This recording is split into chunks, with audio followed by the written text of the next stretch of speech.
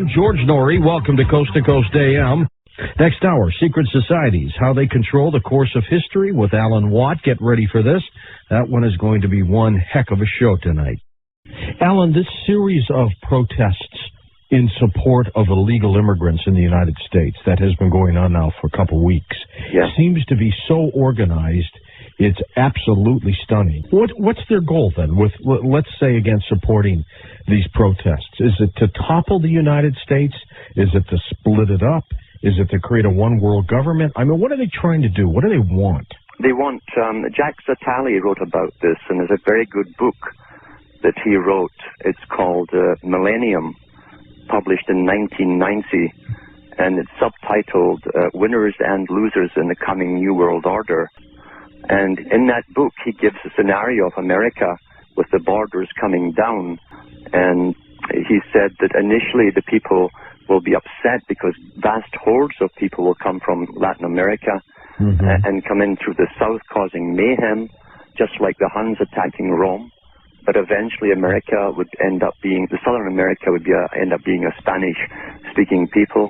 And he said, when America finishes its work, which is to police the world, bring democracy to the Middle East, then its commerce would collapse through debt. And the next boat people would leave America looking for work abroad.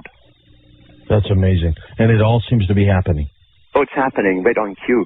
One thing I found about these fellows, the big players like Kissinger and so on, and Jack Zatali, they come from the high-level meetings with the Bilderbergers, etc., and whenever they write something about a plan or agenda, they never alter it. They follow it through. You know, Alan, I'm in support of legal immigration, controlled immigration, where we have a certain quota, we allow them into the country, let them prosper, let them have the American way. Well, my opposition is with the illegal immigrations. I mean, you can't have a country where people just enter it in droves illegally. Under the free trade negotiations, which were carried on in the late 1980s into the early 90s, prior to the NAFTA, they discussed the eventual taking down of the borders between Canada, the U.S., and Mexico. And then the go-ahead at that time, it was decided, would begin and be signed into law in 2005. Now, in 2005, on the Canadian Broadcasting Corporation in Canada, when Mr. Bush, Mr. Martin, and Fox met at Waco, Texas, they did sign Fortress America. Letting the millions of illegal immigrants into the United States was done on purpose, basically. Yes, it was, yeah. Yeah, this was written about in the 1840s by Karl Marx. And each bloc would have a provincial government instead of a national one. And that was discussed in the free trade negotiations in the 1980s, where it was decided, it actually toyed with the idea of creating Montreal to be the new capital of the Americas. Of the Americas. They want to cut back the population massively and run the world in a scientific dictatorship, as Aldous Huxley called it, where people will be born only if there's a function for them to serve the system, and that if there's too many people, they must be culled back. Ultimately, under Agenda 21 that came out of the United Nations, they say that they want to be the arbiters of distributing the world's food to different countries, which will encourage them to kill back or cull back the population. Oh, my God. It's bone-chilling when you read their own books, the Brzezinski books, the Kissinger books, even the one that Prince Philip brought out. He said, I'd like to come back as a virus, and a killer virus, and destroy the population of humans. Who died and made him God?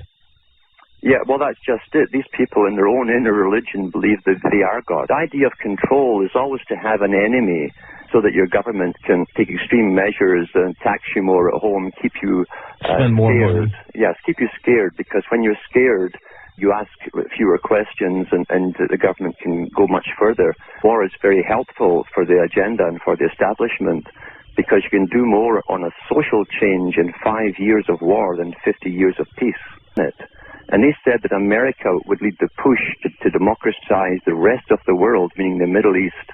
And once this job was done, they would sink because of the burden of the cost, and then China would take over as the policeman of the world. They don't think of themselves as Americans or those from England. That's the beauty of how they get away with it, yeah. Okay, you're right then. They think of themselves as internationalists. Yeah, that's right, yeah. Yeah, in their higher orders, they actually refer to themselves as masters of the universe, which I think is a bit primitive. So H.G. Wells was a big player.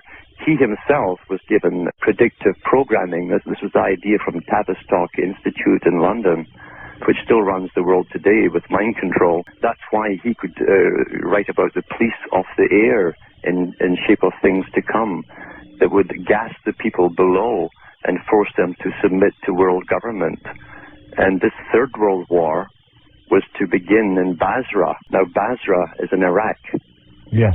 And that's where the British troops went, and they still man it yet.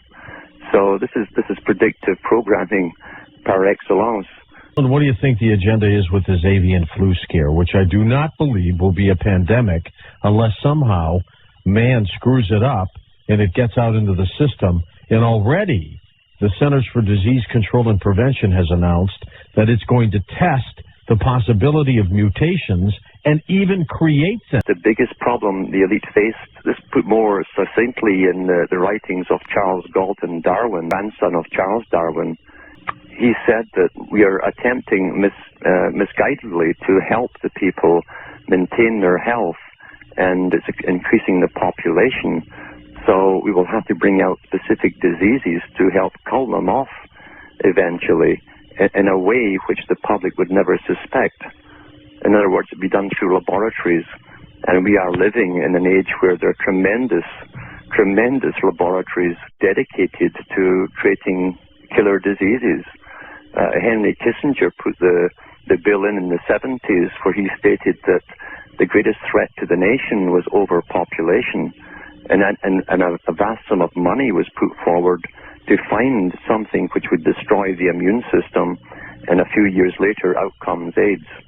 So they write about it, they do it, we see it manifesting, but because we're nice people and we wouldn't do that, we say, well, they couldn't really have meant it, even though the evidence is there that they did. Now, in Britain, from the First World War onwards, there was a hue and cry from the elite about bringing the population down further. H.G. Wells said in his own book, he said, the First War hasn't killed enough of them. The great H.G. Wells. God.